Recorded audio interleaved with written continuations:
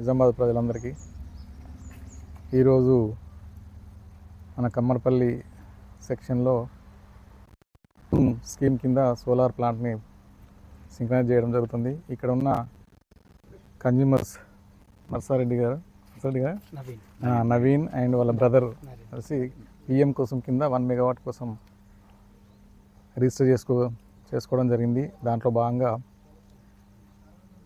అతి తొందరలో అంటే చాలా ఫాస్ట్గా వాళ్ళ తరఫున మొత్తం వర్క్ అంతా ఎగ్జిక్యూషన్ చేశారు.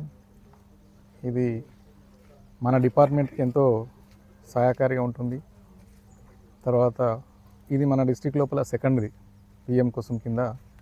మొన్ననే ఒకటి మనం ఏప్రిల్లో జంగిటి సుదర్శన్ అని మనోహరాబాద్ దగ్గర అయిపోయింది, అది కూడా సింక్రనైజ్ చేసాము. ఆల్రెడీ మనకు వర్కింగ్లోకి వచ్చింది. దాంతోపాటు అన్నిటికంటే ముందు మన నిజామాబాద్ డిస్ట్రిక్ట్లో ఎంటైర్ కంపెనీలోనే జాక్రన్పల్లి లోపల 0.8 మెగావాట్స్ మన ఎన్పిడిసిఎల్ తరఫున ఛార్జ్ చేయడం జరిగింది. అది సక్సెస్ఫుల్గా అవుతుంది.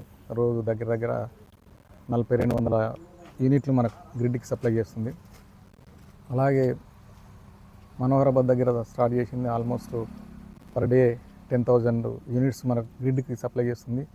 అలాగే వీళ్ళది కూడా ఈరోజే మనం సింక్రనైజ్ చేయడానికి వచ్చాము. సక్సెస్ఫుల్గా వారికి మా డిపార్ట్మెంట్ తరఫున కృతజ్ఞతలు చెప్తున్నాం.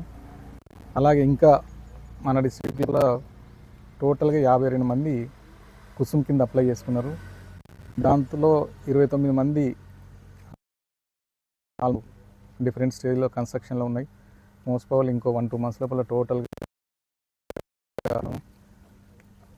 ఇది కన్జ్యూమర్స్కి ఒక రకంగా వాళ్ళ పంట పొలాల్లో అడిషనల్ ఏదైతే రెవెన్యూ ఉందో సంపాదించుకోవడానికి ఒక మార్గంగా మన సెంట్రల్ గవర్నమెంట్ స్కీమ్ అనేది కొత్తగా పెట్టిండ్రు.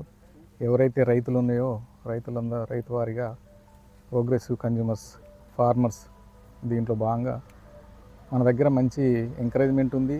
అలాగే మా డిపార్ట్మెంట్ తరఫున కూడా చాలామందికి వీలైనంత తొందరగా కంప్లీట్ చేయడానికి ఇస్తున్నాము. దీన్ని అలాగే కొనసాగిస్తూ ఈ 2-3 రోజుల లోపల సింక్రనైజ్ చేసి గ్రిడ్కు మనం ఇమీడియట్గా సప్లై చేయడానికి ప్రయత్నం చేయడం జరుగుతుంది. Thank you.